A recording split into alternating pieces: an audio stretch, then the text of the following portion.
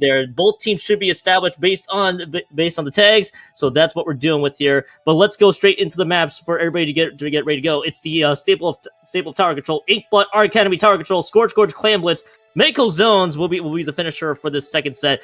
Quill, I rapid fired everything. What are your thoughts coming into this round 2?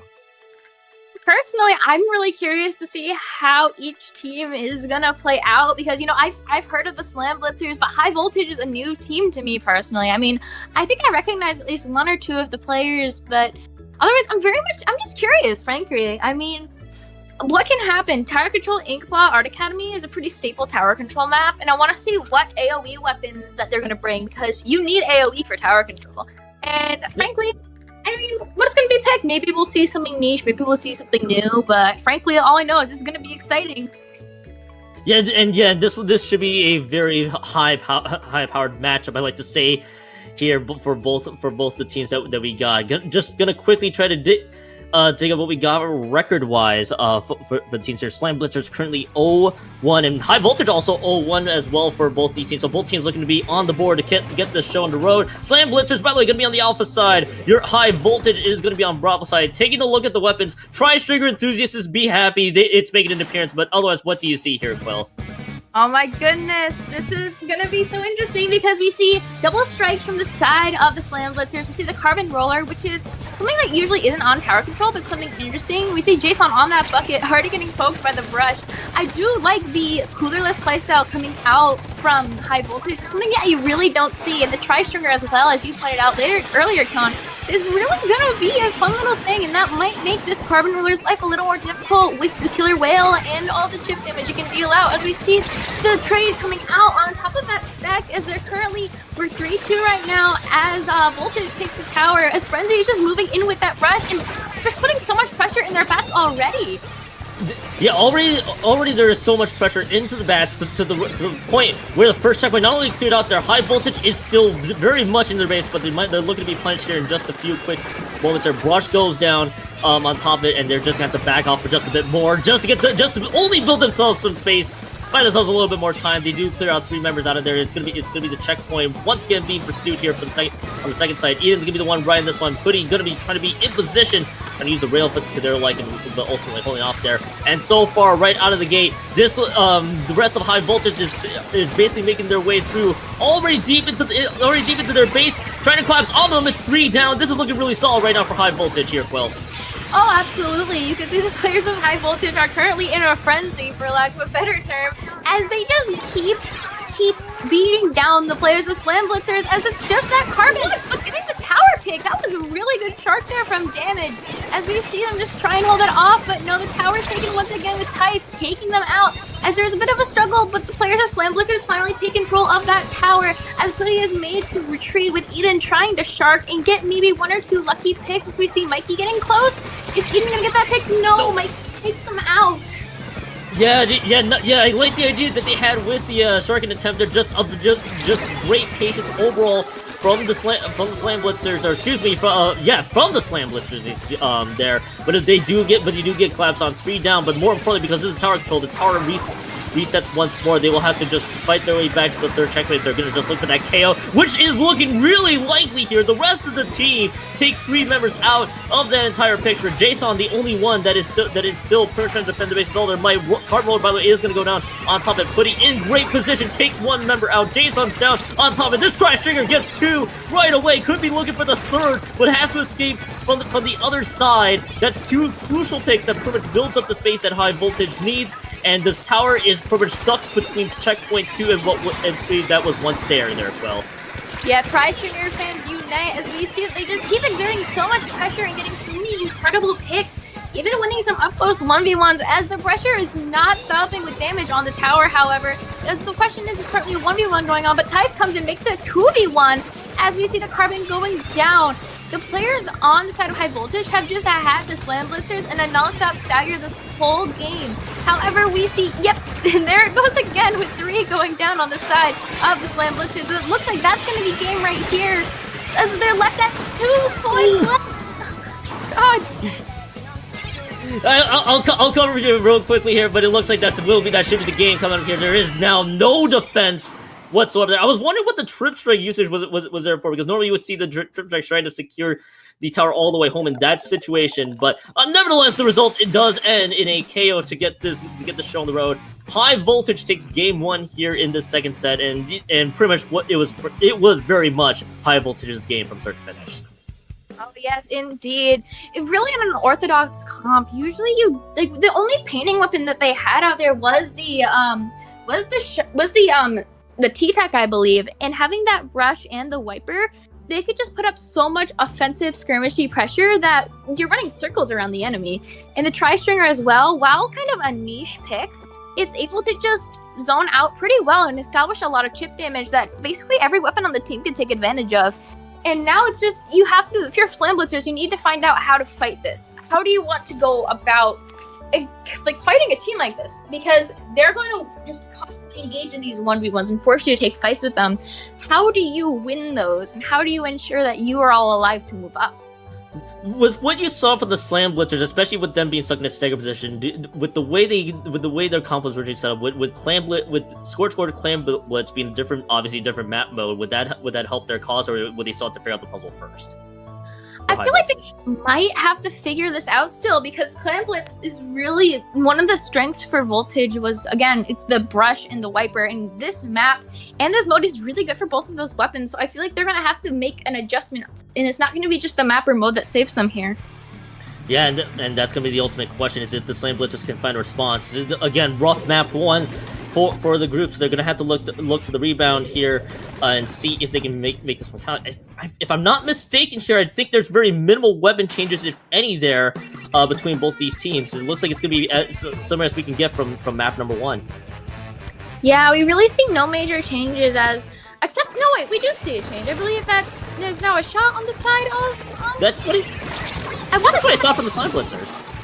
Yeah, the side of Slam Blitzers. I believe that's a change, I'm not sure, but we do see double splatter shot coming out. There's 2 different types. We see Eden just trying to make some pushes, as again, it's just High Voltage just keeping up the offensive pressure as the players of hammer throw moment. But you just see constant pressure coming out from High Voltage. Yeah, and this exact thing, which is similar to what we saw from set number 1, is the team is just willing to move forward, and the rest of Slam Blitzers are basically a few steps behind to make that one count. Which, for the record, already 2 power clams in to cut this halfway through into the score. Frenzy's already on the other side, not able to catch on the clams, surprisingly enough, and it is going to be the very backup. Slam Blitzers do hold off that push for a little bit longer. What a strong opening push, though, already cutting the point range to halfway, and High Voltage is pretty much continuing that now pressure that we kept alluding to. 48 is such a deep cut on this map, especially in Clan Blitz. You have to put in so many clan baskets in, but you can't score if Frenzy's behind you, getting constant picks. So there's Jason trying to track down that pesky little brush with Putty and Frenzy both being up there. It's just non-stop pressure as another clan goes in. It's just, they won't let up. They will not give Slam Blitzers a chance to breathe as the score might tick down. 48 with only 6 penalty. Are they going to get anything in? Yes! We see the penalties start to go away. 49, 44, 35. We see that number just slowly get lower and lower as eventually they're forced to retreat. A really smart choice to retreat there too, as they were losing the numbers battle there. Losing the numbers advantage is one thing, but that push also got what it needed to do with cashing in all the clams that they needed. Now they realize, all right, there's not enough. We don't have enough clams to even continue the push, even if we wanted to keep that aggression going. Which that's what we saw right away. And the Slam Blitzers are still stuck into the stagger that. Here, members once again going down. They're having to constantly retreat back, trying to give themselves the space that they need, just try to find any sort of advantages that they have. But we're seeing High Voltage effectively just run circles around them. Maybe the pick from Mikey could help there as they take out Eden, who has been delivering so much value with just that stamp and the wiper alone. Zuga's being fired on the Frenzy. That's target number 1. That's what the Slam Blitzers wanted to eliminate there, as Frenzy was giving them a lot of problems. But even with that pick, where does it lead to next? Type has to retreat here as well. High Voltage, they're still keeping up with a lot of turn advantage that we're seeing right away. Slam Blitzers are just trying to get any ground as much as they can. Yeah, the thing is, Slam Blitzers, they just keep having their cooler weapon go down, and you can't do anything into this team without having that quicker respawn. However, we finally see them starting to move up. They still only have like they have one power clamp in their hands. However, they do have one in the bag. I did just say that, and then they died. Commentators curse. But Of course. we do see Jason being able to take some really good picks and being more of an anchor here, letting their teammates jump in, taking out that hammer as well. That might be a really big pick and finally enable the players of Slam Blitzers to get into the base. One of the trickiest things you're gonna have here if you're using an Ultra Stamp is because of all the recent changes for the Ultra Stamp, however many patches ago, makes it so much easier for the enemy team to just fire right in front of you, and you can just go down like that. So just going down in a straight line got them picked off very quickly there. As this is now the first punch right away, they catch it on both power clams. That's what they wanted so far. They're gonna have to retreat here, as it is gonna be a staggered 3. The coolers actually dished out right in front, so they're having to rely on the jumps to pick up the sodas in, and even so, the barrier does go back up. That's already points down. That's already points down. It gives themselves a little bit more cushion to see if they can continue to be a little bit more aggressive. They're gonna need a little bit more here as well. Yeah, I do believe that there is a way for the Slam Blitzers to fully turn it around. They got that push up way better than they did last game. They have the pieces in place. They need to just properly put them together. And it's all up to whether or not they just get the perfect amount of the perfect amount of picks and special outputs, but it doesn't look like that's the case, as it looks like the players of High Voltage are going to score once again with Frenzy with 7 clams, looking for an 8th clam to maybe try to skip up as the Power Clam jumps in. Power Clam's just gonna jump in, and that just seals it entirely. To the big there was just a pathway carved out somehow, and even able to maneuver through, able to swim through it on top just to avoid going down, just pretty much steal the end of it for High Voltage. The second KO in this second set already. It is going to be a 2-0 set victory, but of course it's play all 3 salvage mode time for the Slam Blitzers, and Slam Blitzers. Almost a chance for them to come back, but just got the door slammed shut on them with that powerful push at the end there, Quill. Yeah, they just need to have proper response to the brush and the wiper, because those 2 weapons will just keep taking you down, and the only midline they really had was the heavy edit. But I don't know, maybe they might just need to bring another midline into this, maybe a bucket, especially for Zone's Mako, because I do know running a bucket here is very, very strong, and it can complement the carbon that they have really well. So I'm curious to see what adjustments they'll make to try and just take one game off of this impenetrable High Voltage team. And this High Voltage team has been running circles around them. Again, the second map this time, the other team, Slam Blitzers, finally get a score, but it felt like High Voltage was once again setting the pace for them. Feels like for the Slam Blitzers, though, Quill, they already know they're gonna have the 0-2 set record. Excuse me, but what do you think they're gonna have to do for the third map in this playoffs? We just at least get something on the board, and at least hopefully get that translated into the third round coming up. Yeah, well, we did see that game 2 went better for them than that game 1. So if I'm on the Slam Blitzers, I don't feel horrible. Because, hey, look, we got something on the board. We had a decent push. We were able to defend a couple times. So it's clear, like, there is something here that works, right? There's something that we can do. We just have to optimize it. There's still hope. Like, it wasn't domination. We got this. There's something to do. We know what adjustment to make. And I hope that they make this adjustment, because they were so close last game. Just the 1 or 2 plays that messed up cost them that game. And I'm so excited to see what they bring to Mako here.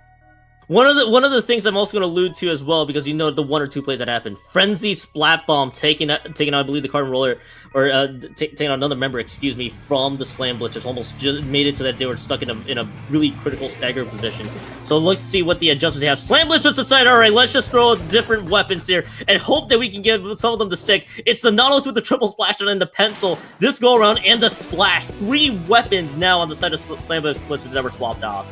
Oh yes, I feel like the Nautilus is actually a really great move, because Naut is just able to handle the brush and the wiper really well. As we see, they do have opening zone control, and like I said, the brush goes down with damage, just able to exert a lot of distance pressure, only to go down with an unfortunate wiper pincer. That was a really good play from Eden, as they start to take the lead with painting for a hammer, but they have a crab online on the side of Slam Blitzers, so they're not out of the clear yet.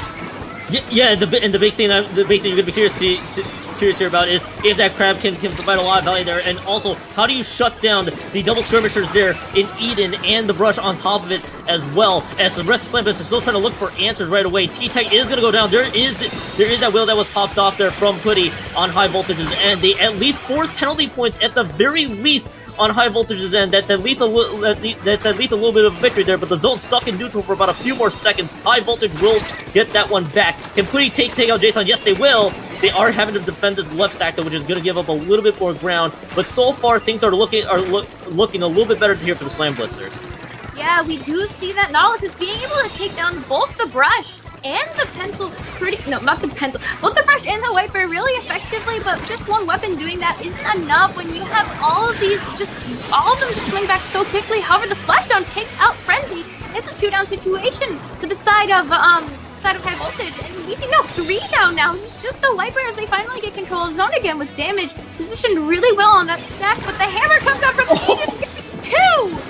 How did Eden just find it an opening from the right stack? Digital the Ultra Slam provides the biggest jump scare you could probably give to the Slam Blitzers for any chance that they had with that push going. The zone stuck in a neutral state there. There's a lot of pain being dished out there from high voltage, and that's a great play from Eden to at least stop any chances of that push from getting out of control. And now Slam Blitzers having to reset here just a few much further. Frenzy is going to go down. They're looking to just try to find value on top of it, but this is looking to be a slightly better response so far. Slam Blitzers is still trading zones, but high voltage, of course, the team that has been playing very well in this set, is still keeping this one pretty tight. They're trying to defend this with all their might, but this has been a very messy fight, and high voltage will come on top of with the delayed 3 down.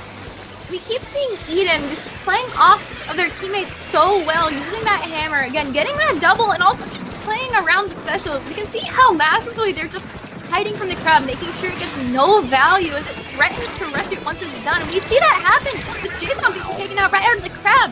We're out of penalty zone here, and now we're going into raw points. And if I'm on the Slam Blitzers, I only have one more opportunity to push, but I might not have that for long as my teammates keep going down as Eden is in our spawn plat. It's Eden's show this time. Eden and Frenzy delivering the duo show of a lifetime, but they left the zone available for the taking for the Slam Blitzers. But the duel of Eden and Frenzy has just been causing so many headaches there for the Slam Blitzers. It's really showing a testament to how much value they're just getting out of these picks and just surprising the Slam Blitzers whichever way around. Whether they're just trying to skirmish against them or just trying to see if they can find any value, which we call out Frenzy's name as part of that duel. Already taking out Surimi on top of it. There's that whale, and that is a wipeout with Frenzy getting 2 of them and Eden setting up with the Ultra Stamp. High voltage is just playing masterfully right now. High voltage's gameplay with the wiper and the brush is a reason why some off-meta teams at all levels have been playing both of those together, because it's such a powerful, intimidating, skirmishy combo, as we are once again getting out of the penalty territory, as we have 17 clocks on the count, 2 down on the side of high voltage. This might be the last chance for the Slam Blitzers to keep them in this game, and they keep in it. They're chewing away their own penalty points now. 32 penalty is slapped on to high voltage. 32 penalty points are applied to high voltage, but Slam Blitzers' time is not on their side here with 45 seconds left. High voltage, really just any stop for them is going to be just enough. There is an Ultra Stamp that is just readily available. Now they're just trying to roar him from the other side, but Frenzy's going to be the one to set that one up, and Eden follows it up with another slam home onto Surimi, who is the pencil player on top of it. Jason, they know where Jason is, lurking them from the other side, and that will be the splash going down. Now 2 members are going to get the staggered respawns here. Penalty points cleared out on top of it. Frenzy and Eden now looking at the left-hand side with Putty and Type trying to surround the right, and they do lose Eden. This is now desperation painting territory here, but they lose 2, they lose 3, and Frenzy with the triple shuts the door home for the Slam Blitzers to crawl back, and high voltage will take this one home with a 3-0, all of them being KOs. It was now or never for the Slam Blitzers, but Frenzy just said, nah, you know what? I'm gonna kill all of you. That was impressive. Just seeing the gameplay between Eden and Frenzy was so amazing, and having Typh and Putty just keep churning out paint and ensuring zone control. It was really just an amazing balance between their players. It was just a fun game to watch. And we kept seeing the Slam Blitzers get so close. Each game kept getting closer. There were times where it looked like they might be able to hold this, but it was just not enough. good job to both of them, because even though it was a 3-0 sweep in favor